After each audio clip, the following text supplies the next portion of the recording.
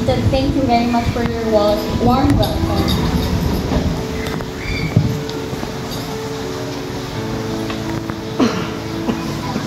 The representative of the school's division superintendent and public schools district supervisor, Dr. Silvino Sidayaw Jr., who was with us earlier but left due to earlier engagements as well.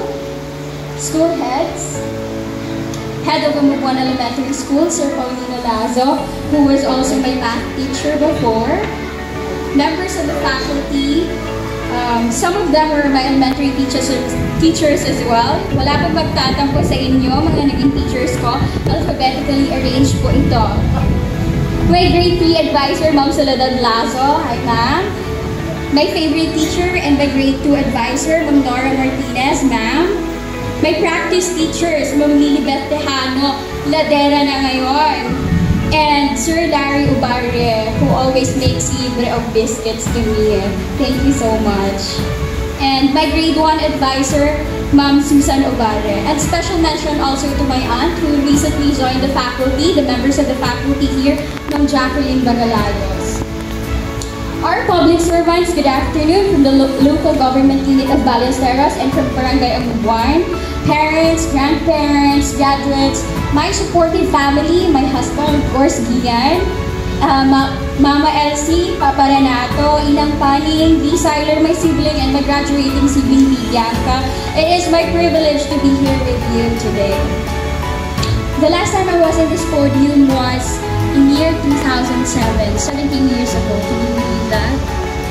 And the last time I was here was, sabi nga ni Auntie Ja, was back in December 2023 when I, my husband, and my best friend helped na mag-route ng tao sa home ni Sir Arnold Grieta. Yung mga iba po, medyo familiar, parang kasama mo namin kayo. And now, we're back once again. Congratulations to the 2024 graduates of Amubuan Elementary School. Salamat din po sa mga nanay, tatay, tumating magulang at mga guro sa sakripisyo ninyo para sa masuportahan ng ating mga graduates. Their achievement is also your achievement. The state recognizes the role of education in child development and nation building. That is why it is stipulated in the Philippine Constitution. Article 14, Section 1 of the Philippine Constitution stipulates and mandates that the state, the Republic of the Philippines, shall protect and promote the right of all citizens to quality and accessible education. It is also for this reason that the theme of the graduation rites for school year 2024 is Kabataang Pilipino para sa matatag na kinabukasan ng bagong Pilipinas. To emphasize the crucial role of education in shaping our future leaders and nation builders. Ano ka dito kinapatag na, ikada ti edukasyon ti Maysa. Ano niya? Oo. Pero, i-discuss tayo lang dito. Number 1. Education widens our minds and broadens our understanding. Na magbasa ka, makasusuro ka kadagiti proper skills in life. Practical skills kagaya ng panagkwenta, panag-budget, and problem solving. It also teaches us socialization skills to build our characters. Kasi nakikisalamuha tayo sa ibang tao, maliban din sa mga members ng family natin sa loob ng ating tahanan. Nakikisalamuha tayo sa ating mga kaklase na iba-ibang personalidad. Nakikisalamuha din tayo sa mga teachers natin at sa iba't ibang miyembro ng komunidad natin. At kapag nakapag-aral tayo, matututunan natin lahat ng mga yan. Number 2. Education opens doors for opportunities. Naalala pa si former President of South Africa, Nelson Mandela, he said, education is the great engine for personal development. Why? It is through education that the daughter of a fisherman can become a doctor. The son of a construction worker can become the head of a construction company. And the child of a farmer can become the president of a great nation, katulad ng nangyari kay former President Nelson Mandela. Graduates, ano gusto niyong maging taglakan niyo? Education will enable you to pursue and achieve these aspirations in life. Education will also enable you to become productive members of society, whether you enter the workforce or build your own business later on. you will be greatly contributing to society. Halimbawa, doktor na si Franja, makakatulong siya sa mga may sakit later on, pwede tayo po-check up sa kanya. Kapag flight attendant na si Bianca, wow, kasama na natin siya na ma-achieve ang ating mga #travel goals later on.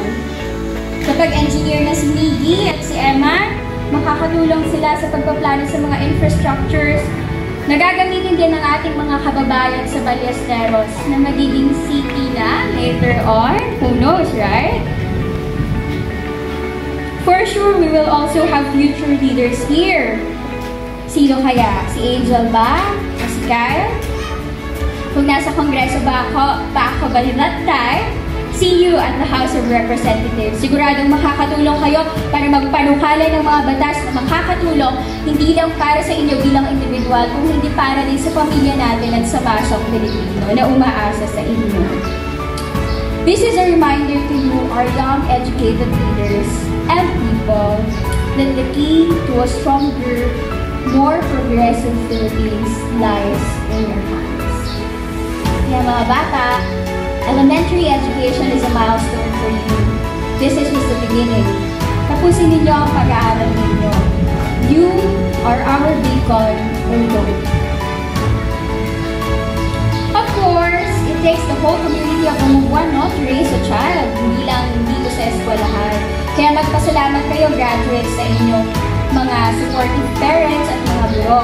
Sa mga guro, alam ko namin na meron din kayong sariling mga anak, may sarili din kayong buhay, gusto nyo rin pong mag-date, gusto nyo rin pong lumabas at magbakasyon. Pero salamat kasi sinasakripisyo nyo yung mga time and efforts nyo at ibinibilang nyo yung mga bawat estudyante ninyo bilang sariling miyembro ng inyong pamilya. Maraming salamat po.